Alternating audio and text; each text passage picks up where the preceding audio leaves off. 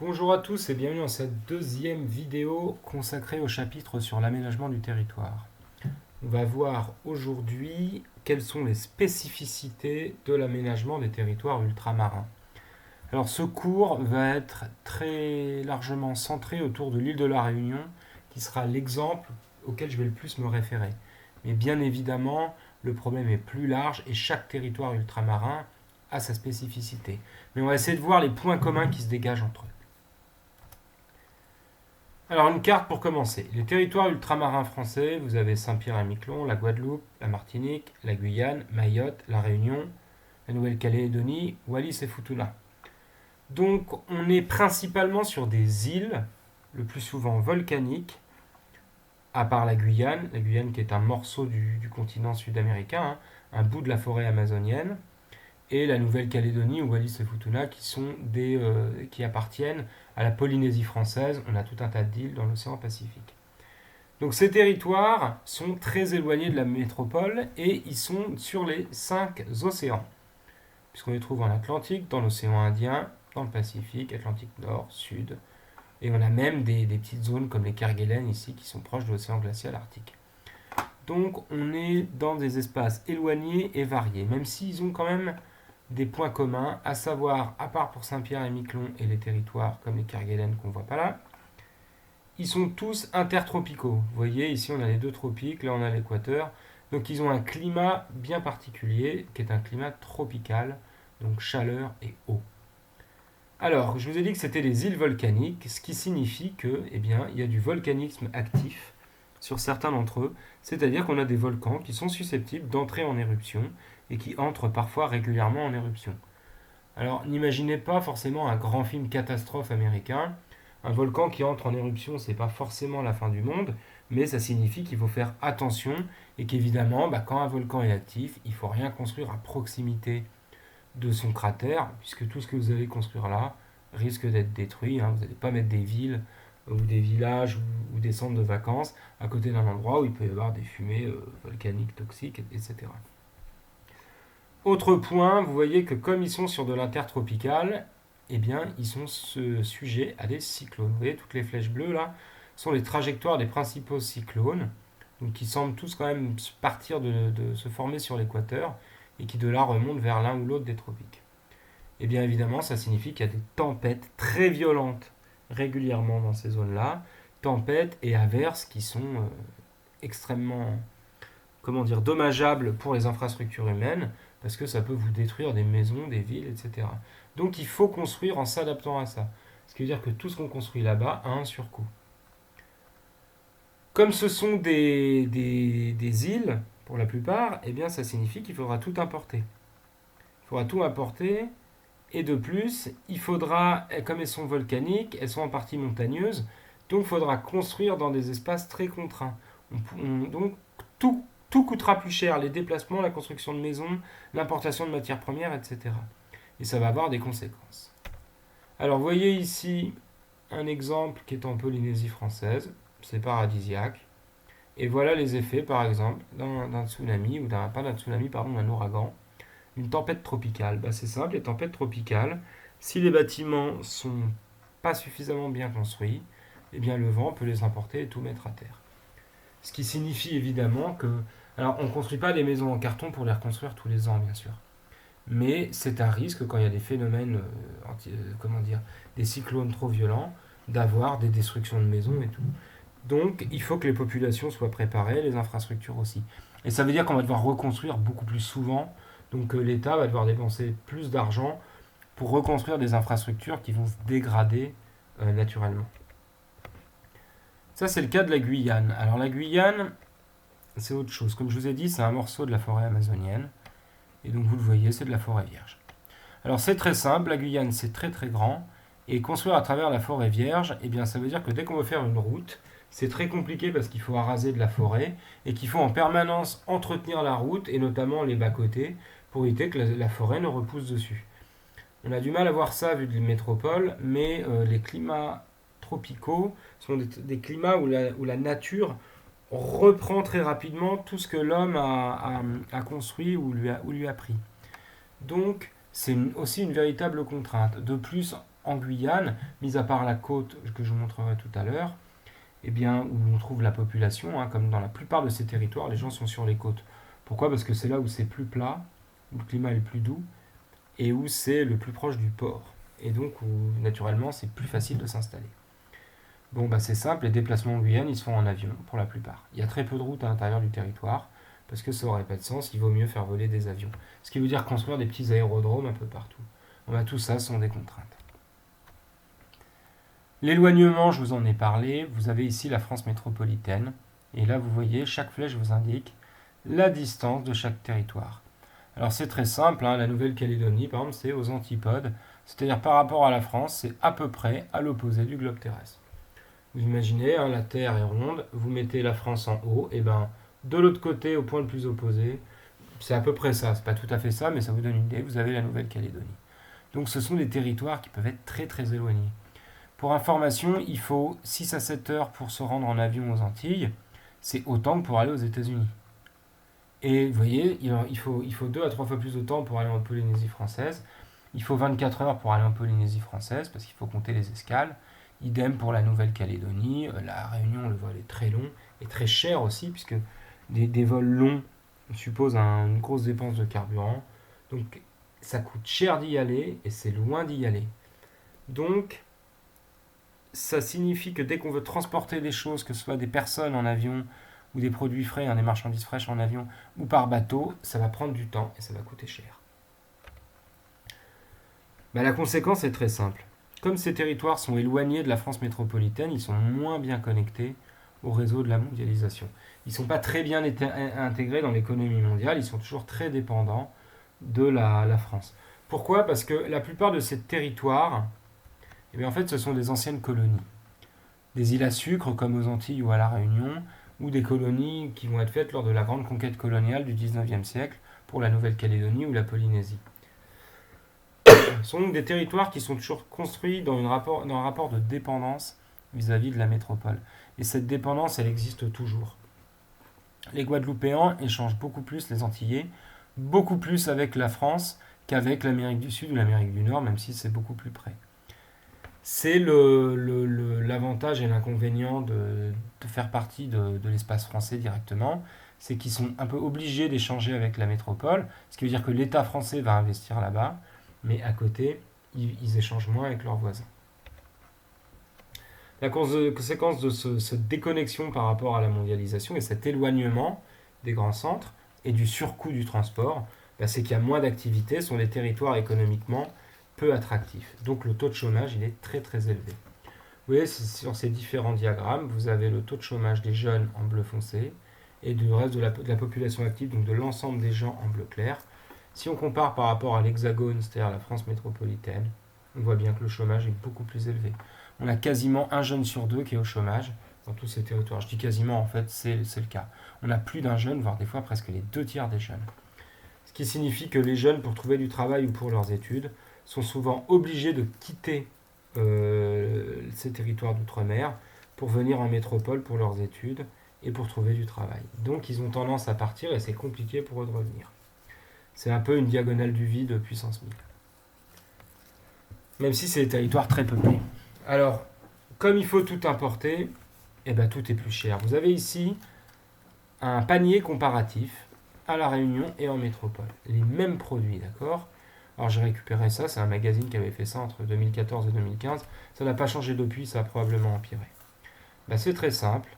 Le total de ce panier avec tous ces produits de consommation très courante, je veux dire, pour la plupart d'entre vous, vos parents font des paniers équivalents, ça coûtait 143 € à La Réunion contre 78 en métropole.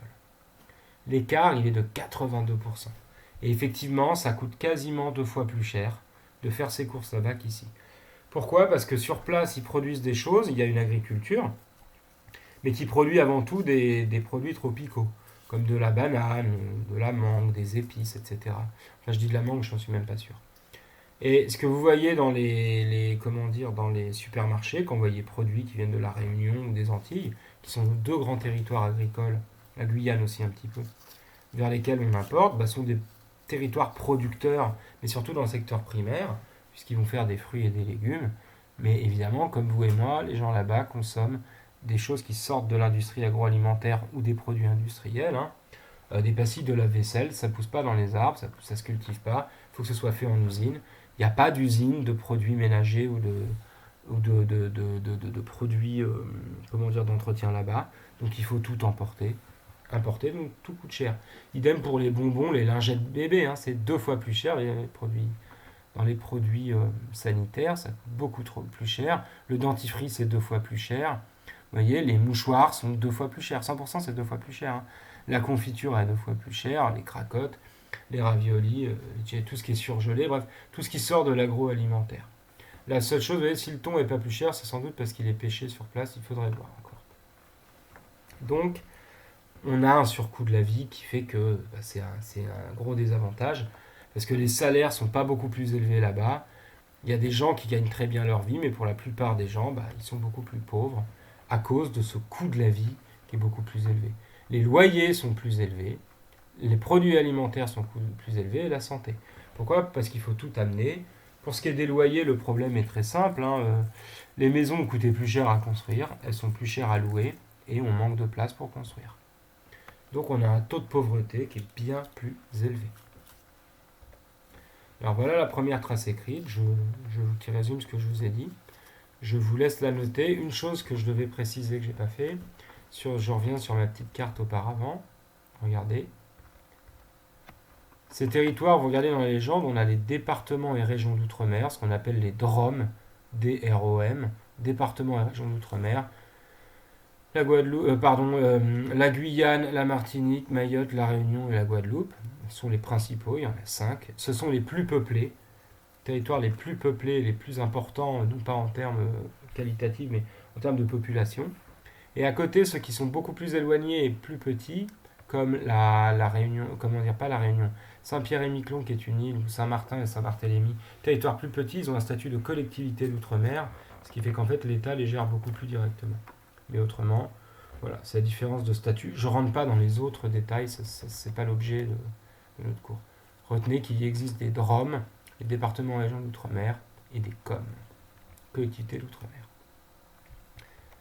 Alors, la Réunion, on va voir à travers un ou deux exemples pris là-bas, puis ensuite on ira faire un tour avec Google Earth pour voir un peu tout ça. C'est un territoire emblématique de l'outre-mer. Pourquoi ? Parce que c'est une île qui est volcanique et sur laquelle l'État a fait de gros investissements. Alors, si vous regardez cette image, cette magnifique photographie aérienne, vous voyez que d'une part, c'est assez petit la Réunion. C'est pas très très grand. Du nord au sud, je crois que ça fait 20 km, et de là, ça doit faire une trentaine de kilomètres. Donc on n'est pas sur un territoire gigantesque. Simplement, c'est un territoire où les déplacements sont incroyablement difficiles. Pourquoi est-ce qu'ils sont incroyablement difficiles ? Parce que vous voyez, le relief est très très accidenté. On a ici ce qu'on appelle des cirques, c'est-à-dire des grandes vallées, des vallées volcaniques, avec les volcans au centre en activité. Et sur la côte, on a des zones plus plates. Et vous voyez bien que c'est là où sont concentrées les populations et les villes. Elles sont sur la côte, on distingue bien des zones agricoles ici, et autrement des zones de forêt vierge. Alors, c'est une contrainte et un atout en même temps. Pourquoi est-ce que c'est un atout ? C'est très simple. C'est un atout parce que on a des paysages magnifiques qu'on ne trouve pas en métropole.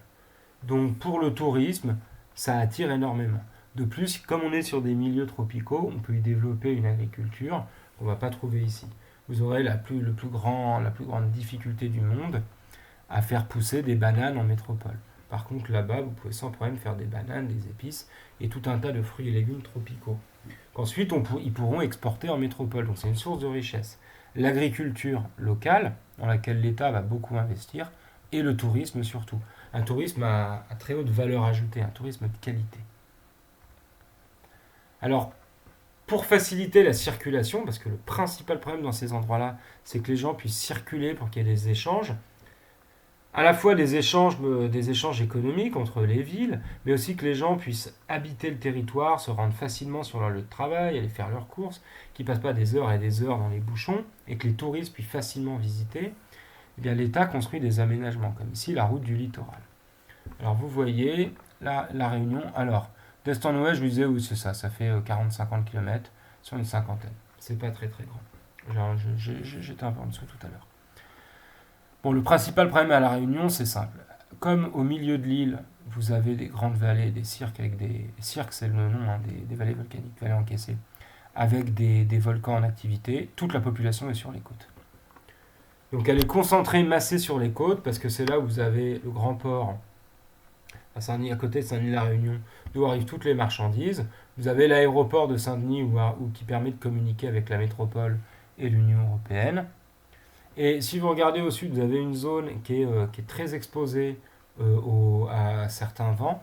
Donc la population va plutôt essayer d'échapper à ces tempêtes-là qui vont frapper une partie de l'île. On va voir quand on va se balader qu'il y a une zone qui est beaucoup moins peuplée que l'autre. Et à côté de ça, on n'a qu'une route qui fait le nord au sud. Il faut énormément de temps pour les franchir, parce que c'est une route de montagne très accidentée, et c'est pas une autoroute. Et il est hors de question de construire, de percer percer des tunnels à travers les montagnes. Ça coûterait une fortune, c'est probablement dangereux. Et ça n'aurait que peu d'intérêt, puisque la population est là. Donc que fait l'État? Eh bien c'est simple, il construit une route. Alors vous avez la route des Tamarins, qui est à l'intérieur des terres, on pourra la voir. C'est une série de viaducs. Et vous avez ici la route du littoral que vous voyez là, qui est cette autoroute, cette 4 voies, qu'on a construite en bordure en parallèle de la première. Vous voyez, ici, là, vous avez l'actuelle route qui longe la côte, qu'on voit bien là, qui est déjà complètement saturée. Évidemment, toute la population n'a pas le choix que de prendre une seule route pour circuler d'une ville à l'autre. Donc on en a fait une deuxième sur la mer, pour pouvoir alléger un peu la circulation là. Alors le problème, il est simple, hein, c'est que beaucoup de gens critiquent ce choix d'aménagement que fait l'État. Pourquoi est-ce que l'État fait ce choix d'aménagement-là? En disant il faut que les gens puissent circuler parce que les bouchons rendent la vie impossible. En plus, ça freine le développement de l'île et notamment l'activité économique et la circulation des touristes. À côté de ça, beaucoup de gens disent à raison que on est trop dépendant de sa voiture à La Réunion. Donc, il n'y a pas assez de transport en commun, ce qui est une réalité. De plus, si le prix de l'essence augmente, et il est très cher là-bas, puisqu'il faut tout importer, notamment l'essence, eh bien, s'il y a une hausse du prix de l'essence trop importante, les gens se trouvent appauvris quand ils ne sont pas carrément dans l'impossibilité de se déplacer. Et en plus, vous avez le problème de pollution. Problème de pollution à la fois par l'artificialisation des sols, par les coûts énormes, parce que construire une route à 100 mètres du rivage, ça coûte une fortune à une 4 voies. Comme ça, vous doutez bien, c'est pas la même chose que de bitumer une route dans nos contrées. Et à la fois, on dit que ça coûte cher, que ça pollue, soit parce qu'on artificialise les sols, soit parce qu'on rend les gens dépendants à la voiture. Donc, dans les réponses qui sont données à ces contraintes, vous en avez deux. L'État favorise les projets hôteliers et les routes pour développer l'activité touristique. Et il essaye de développer l'agriculture tropicale. Donc on fait des grands aménagements pour sortir ces espaces de leur isolement. Donc aéroport, port, route. Et qu'on puisse circuler facilement. Il y a une contestation de ces aménagements, comme je vous l'ai dit, en raison de leurs coûts financiers et écologiques. Pollution et coûts énormes. Mais l'atout de ces territoires, c'est avant tout leur beauté, et c'est ça qui permet de les mettre en valeur, donc c'est là-dessus qu'il faut investir. Alors on va aller voir un peu à quoi ça ressemble sur Google Earth. Vous allez vous rendre compte. Donc la Réunion, c'est une toute petite île volcanique, vous voyez ici dans l'océan Indien. Donc quelque chose de très éloigné par rapport au reste du monde. Alors regardez. Saint-Denis de la Réunion, vous voyez, ici. Là, on a vu la route qui coupe du nord au sud. Et autrement, on voit bien que toute la population est concentrée sur la côte. Vous voyez, toutes les villes sont là. Tous les villages sont là. On a des surfaces agricoles, effectivement, puisqu'il y a une agriculture tropicale. On voit, si vous regardez, on verra assez peu d'usines, même s'il y en a. Alors, usine de transformation élémentaire, on va trouver une raffinerie et un terminal de porte-conteneurs au niveau du port qui est à côté de Saint-Denis, vous voyez. Là, vous avez un port de marchandises et vous allez trouver un terminal céréalier, un dépôt de charbon, parce qu'il faut importer. Donc vous avez de l'industrialo portuaire qui se situe ici. Mais à côté de ça, on voit bien que le relief est très contraint et freine l'installation. Donc d'un côté, tant mieux, parce que ça permet d'avoir des espaces naturels spectaculaires. De l'autre côté, vous voyez bien, regardez là, pour relier Saint-Denis au port, vous avez cette route-là, et celle-ci, là, si vous regardez, elle serpente énormément. Pourquoi est-ce qu'elle serpente et qu'elle a cette forme découpée? Ben, c'est parce que le relief est très très accidenté. Alors on va aller voir, vous allez comprendre très vite. Là, il y a un point de vue. Si vous ne prenez pas la route du littoral, voilà par où il vous faut passer. C'est-à-dire une petite route, une route simple voie, enlacée, au milieu d'une nature magnifique. Vous voyez là-bas, c'est le port. Mais ici, vous êtes dans de la montagne qui vient jeter dans la mer, au milieu d'espaces naturels de forêt vierge. Et il va vous falloir sans doute un très grand temps. Je ne vais pas dire de bêtises, si on a des gens de la Réunion qui nous écoutent, ils nous diront combien de temps il faut pour aller de Saint-Denis au port par la petite route.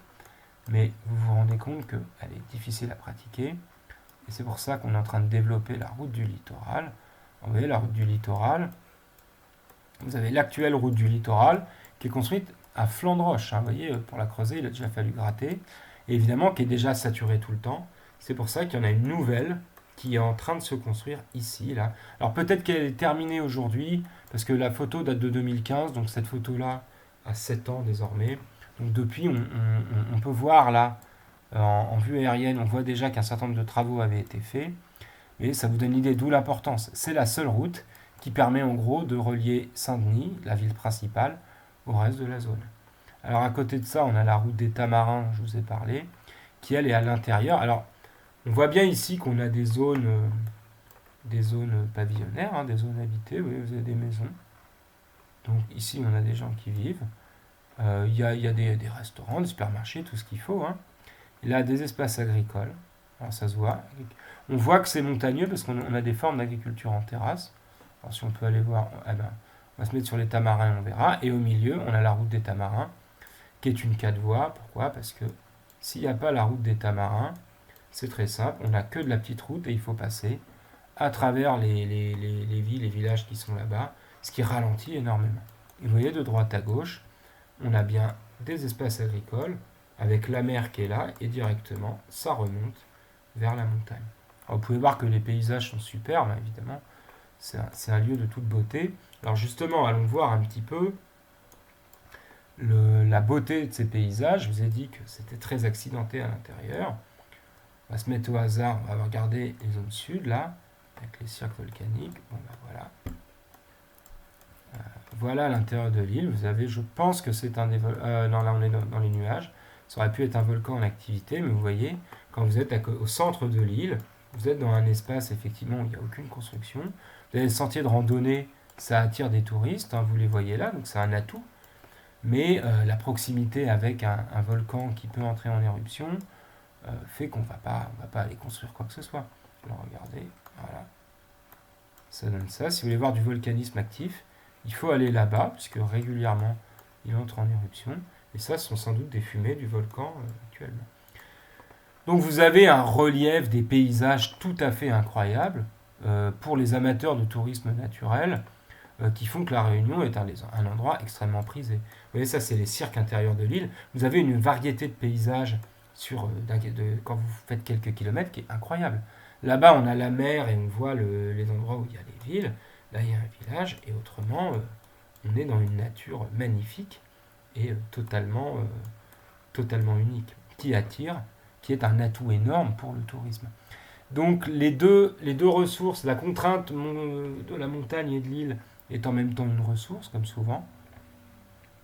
Mais les aménagements, comme je vous ai montré, que ce soit la route des Tamarins, la route du littoral, et le développement de l'agriculture, coûtent très cher, puisque tout doit passer par de l'importation ou de l'exportation via le port, d'accord? Donc on est dépendant des porte-conteneurs. Il faut importer toutes les matières premières, parce que l'île ne se suffit pas. Et elle est dépendante aussi de son aéroport et de la voiture, puisque vous n'avez évidemment que très très peu de transports en commun. Donc tout investissement là-bas a un coût financier énorme, ça coûte très cher.